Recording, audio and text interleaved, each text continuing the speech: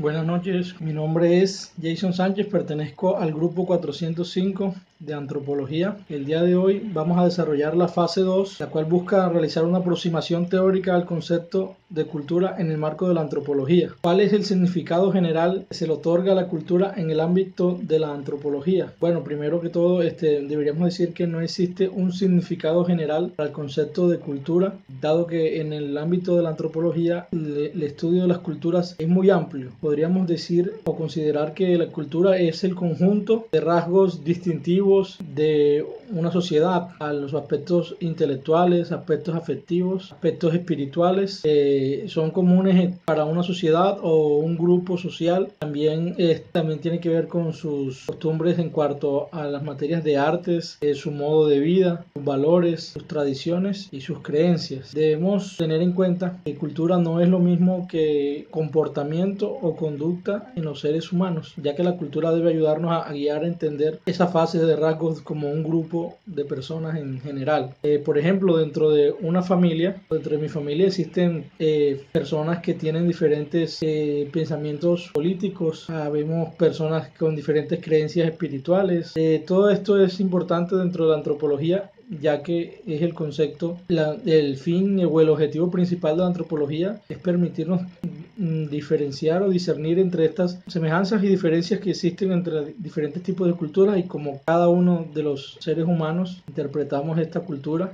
La cultura es un concepto central dentro del estudio de la antropología. La antropología, su principal es crear una tolerancia en las diferencias de las culturas. La antropología estudia al hombre dentro del marco de la sociedad y de la cultura. Todo ser humano pertenece o tiene una identidad cultural. No podríamos decir que existe una persona que haya crecido sin ningún tipo de cultura. ¿Sí? Aunque existe algún término, aculturación. Este término hace referencia cuando se afecta la cultura de un individuo, como por ejemplo, o de un individuo o de una sociedad, como por ejemplo en un caso cuando ocurre una colonización o una invasión, donde un grupo de personas tienen una cultura definida y se introducen otros rasgos distintivos, espirituales, otros valores. Existen diferencias marcadas entre el concepto de cultura y sociedad, ya que la cultura son los rasgos que identifican a un grupo de individuos dentro de una sociedad, sus gustos, su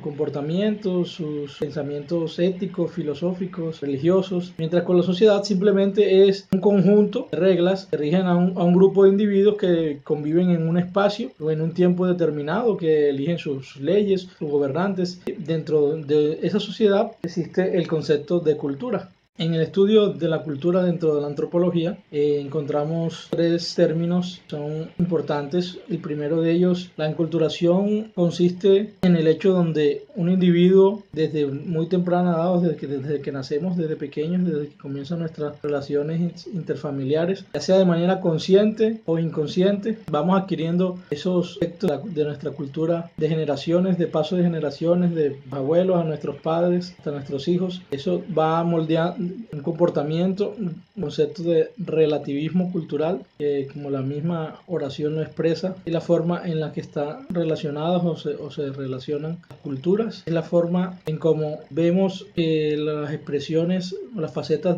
aceptamos las facetas de otra cultura como acertadas. No debe haber una regla universal que diga esta cultura, lo que está haciendo esta cultura o estos individuos de cierta cultura está mal. No, el relativismo cultural nos invita a que aceptemos las creencias y las culturas de otras personas, ¿sí? Con el mismo valor en que aceptamos nuestras creencias, nuestra cultura, sin discriminar, sin juzgar, ¿sí? A otras culturas. Por ejemplo, miremos otras culturas de otros países donde existe la poligamia, donde éticamente en nuestro país no se ve correcto que exista este tipo de relación. En otros países la cultura ha sido desde siempre basado en esa poligamia y es totalmente de acuerdo. Otro término también importante es el etnocentrismo. Si analizamos la composición de este término, etno significa pueblo, centro significa individuo e ismo significa tendencia. Entonces, si lo desciframos, etnocentrismo es la tendencia individual de los pueblos, es la creencia a apuntar a que todas las creencias de mi cultura son absolutas y que son las correctas. Es lo contrario al relativismo cultural. O sea, yo trato de imponer mi cultura.